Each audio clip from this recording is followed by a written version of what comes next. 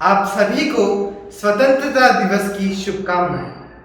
हिंदुस्तान का इतिहास रहा है कि पिछले 10,000 वर्षों से आज तक किसी देश पर आक्रमण नहीं किया। इसीलिए मैं गर्व से कहता हूं कि अनेकता में एकता ही हमारी पहचान है। इसीलिए मेरा भारत महान है। अमेरिका में चीन के पूर्व राजदूत उशीहू ने कहा, भारत ने 20 शताब्दियों तक सांस्कृतिक रूप से विजय प्राप्त की और प्रभुत्व हासिल किया।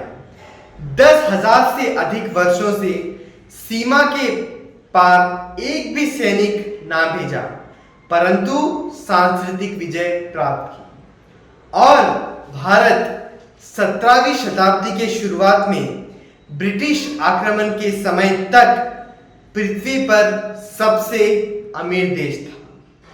किसी अंक के बाजू जब शून्य लग जाता है तो उसका मूल्य बढ़ जाता है, और शून्य को हमारे महान गणितज्ञ और खगोल शास्त्र के विद्वान आर्यभट्टा द्वारा बनाया गया।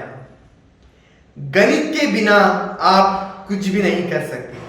आपके आसपास सब कुछ गणित है, आपके आसपास सब कुछ संख्या अंक है, और आपको पता होना चाहिए कि बिना संख्या के हम कुछ नहीं। और इस संख्या प्रणाली को भारत ने ही आविष्कार किया। यही नहीं, दशमलव प्रणाली, जिसे हम डेसिमल सिस्टम कहते हैं, इस डेसिमल सिस्टम का विकास भी भारत ने ही किया है। माना जाता है कि ग्रीक और रोमन द्वारा संख्या गणना अधिक होती थी, परंतु वैदिक संख्या का गणन सबसे ज्यादा है। हजारों साल पहले बौद्धायना ने आज के पाइथागोरस थ्योरम को विश्व से परिचय करवाया। बौद्धायना ने एल्जीब्रा यानी बीजगणित, ट्रिग्नोमेट्री यानी त्रिकोणमिति, और गणना जिसे हम कैलकुलस कहते हैं, बौद्धायना ने इन्हें भारत देश को विरासत में दी है। भास्कराचार्य ने 5वीं शताब्दी ईसा पूर्व में पृथ्वी द्वारा सूर्य की परिक्रमा करने में लगने वाले समय की गणना की थी। भास्कराचार्य ने पृथ्वी से सूर्य की परिक्रमा के समय को 365.258756484 दिन होने की गणना की थी। ऐसे खगोल शास्त्र के विद्वान और महान गणितज्ञ ने विज्ञान को एक नई दशा दिशा दी है। 11वीं शताब्दी में श्रीधराचार्य द्वारा चतुष्कोणीय समीकरणों का आविष्कार किया गया, जिसे हम क्वाड्रेटिक इक्वेशंस कहते हैं। ऐसे उपलब्धियां जब देश करता है तो क्यों ना कहूं मैं गर्व से, मेरा भारत महान है। विश्व का सबसे पहला विश्वविद्यालय 700 ईसा पूर्व में तक्षशिला में स्थापित किया गया था। दुनिया भर से 10,000 से अधिक छात्रों ने यह अपना अध्ययन किया। इस ऐतिहासिक विश्वविद्यालय में 60 से अधिक विषय सिखाए जाते थे, और नालंदा विश्वविद्यालय की स्थापना 4वीं शताब्दी ईसा पूर्व में हुई थी।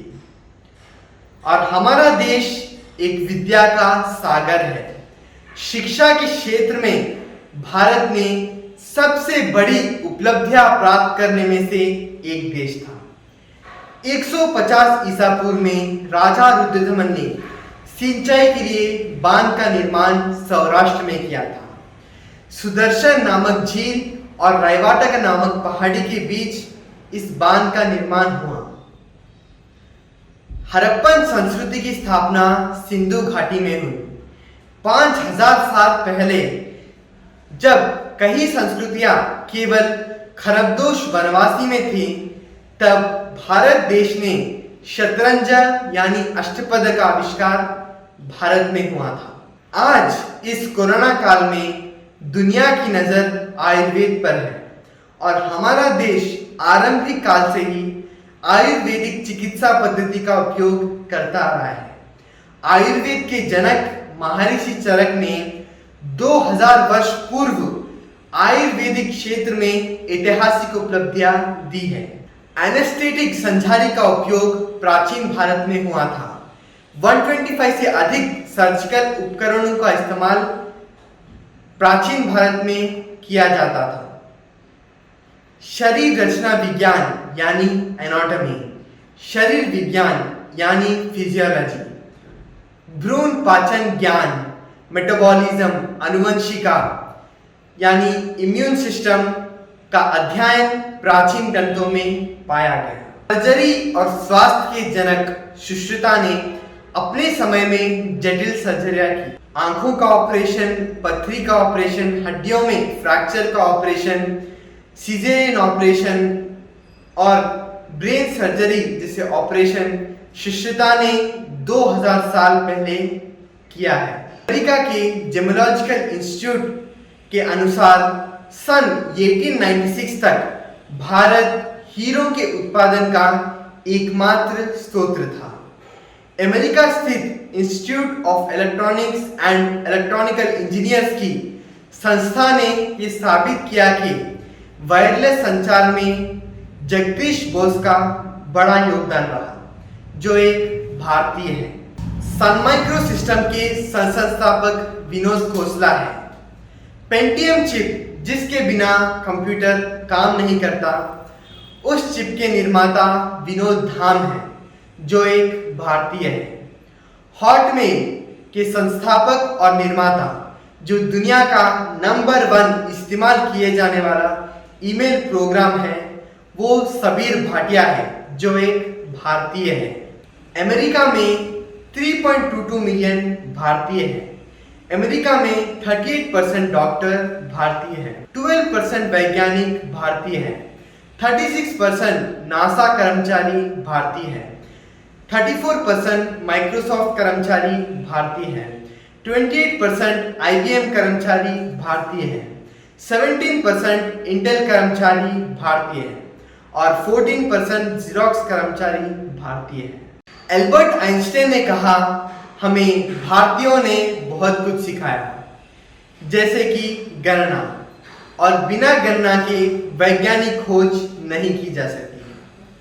और भारत सभी के आंखों का आकर्षण बिंदु रहा है, क्योंकि एक शोध के अनुसार भारत IT और चिकित्सा अनुसंधान में 2025 तक महाशक्ति कहलाएगा। और दुख की बात है कि हम अपने देश की उपलब्धियों को नहीं समझ रहे हैं और दुष्ट ताकतों से भारत की आधुनिक छवि गरीबी और विकास की कमी के तौर पर दिख रही है। हमें अपनी क्षमता को फिर से दिखाना होगा और हम एक बार फिर से एक प्रेरणादायक और चमकदार देश बन सकते हैं, जो दुनिया के बाकी हिस्सों के लिए एक उज्जवल रास्ता तय करेगा। और मुझे भारतीय होने पर गर्व है। जय हिंद, भारत माता की जय।